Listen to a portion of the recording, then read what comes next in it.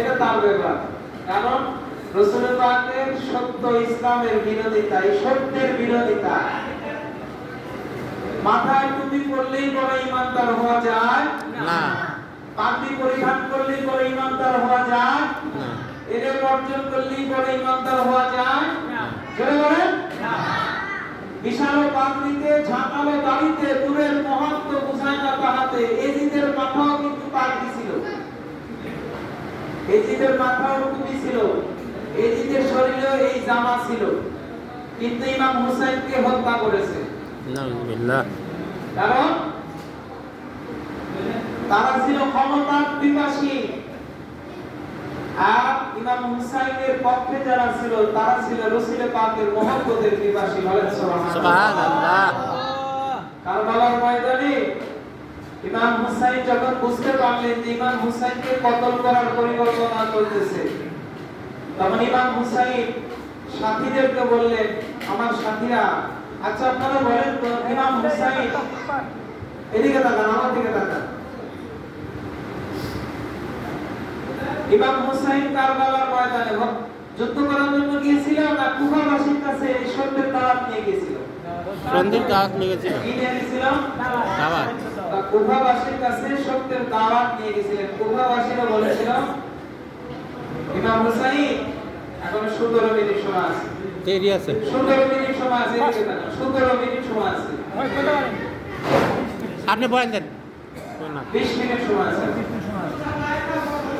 কুফাবাসী ইমাম হুসাইনের কাছে চিঠি লিখেছিল, আসলে আমরা সত্য থেকে অনেক দূরে আছি, যার কারণে আজকে সমাজে ফেতনা। আমি যেখানে জুমা পড়াই, আমার মসজিদে এমন মসজিদ, এর চাইতে বড় মসজিদ, আমার মসজিদের মুসল্লিরা আমাকে প্রস্তাব করেছে যদি মিলাদ কিয়াম করেন তাহলে ইমাম রাখবো। সুবহানাল্লাহ। আর আমি বলছি যে যদি মিলাদ কিয়াম করেন তাহলে আমি ইমামতি করব। সুবহানাল্লাহ। আমি সেই মসজিদে ইমামতি করি। মিলাদ কিয়ামের পক্ষে আমরা সুন্নিয়াতের পক্ষে, আমরা মিলাদ কিয়াম করি। আজকে এটা আমরা আশা করিনি, কারণ ইমাম সাহেবকে তো বলেই দিল, মাহফুজ ভাই তো বলেই দিল যে এখানে মাওলানা নিয়ে আসছি, এখানে মিলাদ হবে, কিয়াম হবে, তুমি যদি পারো খাইতো, না পারলে না খাইতো। একটু ঘুরে আসো, ইফতারের আগে দোয়া হবে, দোয়া শরীফ। ইমাম সাহেব তো বলে দিয়েছে, এখানে আর কোনো ফেতনা করার দরকার ছিল না। তো যাক, আল্লাহ পাক ইমাম হুসাইনকে এই সত্যের পতাকা নিয়ে উনি গিয়েছিলেন, সত্যের পতাকা বাহী হয়ে, সত্যের ইসলাম নিয়ে।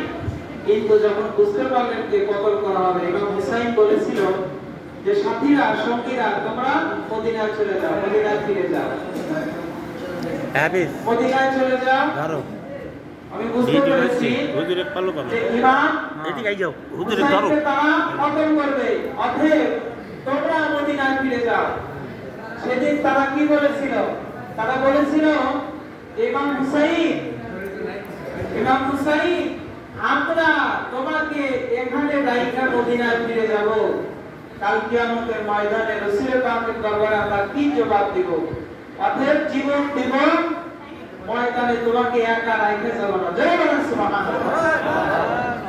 তাই রাসূল পাক সাল্লাল্লাহু আলাইহি সাল্লাম বলেন, আমার হুসাইনকে যারা ভালোবাসলো, আমি নবীকে তারা ভালোবাসলো, আর আমি নবীকে যারা ভালোবাসলো তারা আমার সঙ্গে জান্নাতে থাকবে। বলেন সুবহানাল্লাহ।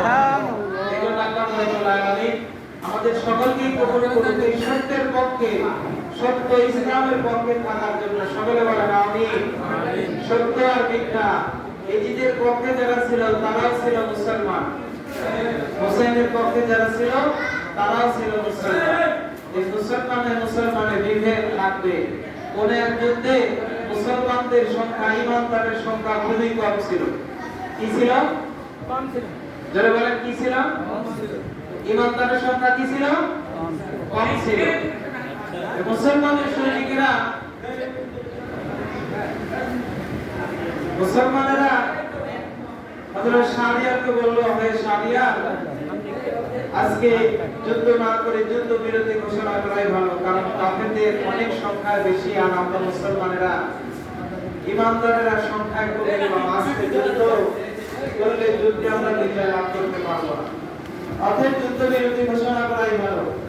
ইমাম হুসাইন বললেন, সাথীরা এই ময়দানে অবস্থানরা যুদ্ধ করার জন্য ইমানের বলে না শক্তির বলে?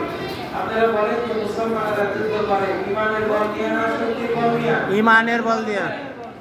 হযরত শাহরিয়ার বললেন, তখন মুসলমানরা বললেন যে শাহরিয়ার, আমরা ময়দানে আসছি ইমানের বল নিয়ে। যখন ইমানের বল নিয়ে যখন আসছি কথা বললেন, তখন তারা তাকবীর বলে একটা তাকবীর বললেন, নারে তাকবীর, আল্লাহু আকবার। এই আল্লাহু আকবারের আওয়াজ যখন তৈরি হলো, দেখা গেল যে কাফেররা ময়দান থেকে পালায় চলে যাচ্ছে। বলেন সুবহানাল্লাহ। সুবহানাল্লাহ। মুসলমানরা কাফেরদের উপরে ঝাঁপা করলেন, কাফেরদেরকে কতল করলেন, কিছু কাফের ময়দান থেকে পালায় গেল।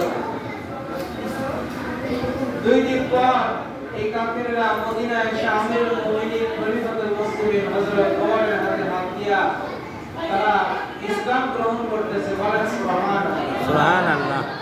খলিফা ওমর বললেন যে সংখ্যায় আমরা খুবই কম ছিলাম আর কাফেররা তোমরা বেশি ছিলে, তোমরা না যুদ্ধের ময়দানে অবস্থান করেছিলে, তো ময়দান থেকে তোমরা কেন পালা গেলে? বলতেছে, হে শাহরিয়ার, আমি তো মুমিনিন খলিফাতুল মুসলিমিন হযরত ওমর, হযরত শাহরিয়ার যখন নারা তাকবীর বলল, সমস্ত মুসলমানরা যখন আল্লাহু আকবার বলেছে, আকাশ থেকে এত বড় বড় যোদ্ধা যুদ্ধের ড্রেস নিয়ে, আধুনিক অস্ত্র নিয়ে ময়দানে আসতেছে। আমরা বুঝতে পেরেছি মুসলমান ইমানদারের সংখ্যা ময়দানে যদি ছোট হয়, আল্লাহ রাব্বুল আলামিনের পক্ষ হতে মুসলমানদের সাহায্যকারী সৈনিক আল্লাহ পাক পাঠাবেন। সুবহানাল্লাহ। ইমানদারদেরকে সাহায্য করে কে? আল্লাহ। আওয়াজ করে বলেন কে? আল্লাহ। ওই আল্লাহ এখনো আছে না নাই? আছে। ওই আল্লাহর শক্তি এখনো আছে না নাই? আছে। ওই আল্লাহ আছে, ওই আল্লাহর শক্তি আছে, কিন্তু ইমানদাররা দুর্বল হয়ে আছে। কথা বলেন ঠিক না বলি? ঠিক। আর দুর্বল হয়ে থাকার সময় নাই। এই এখন মুখ খুলতে হবে, কোমরে গামছা বাঁধতে হবে, কারণ ঈমান নিয়ে ঘরে বসে থাকার সময় নেই। ঈমানকে মজবুত করে ময়দানে নামতে হবে, সত্যের বিজয় আমাদেরকে সিনায় আনতে হবে। আল্লাহ পাক আমাদের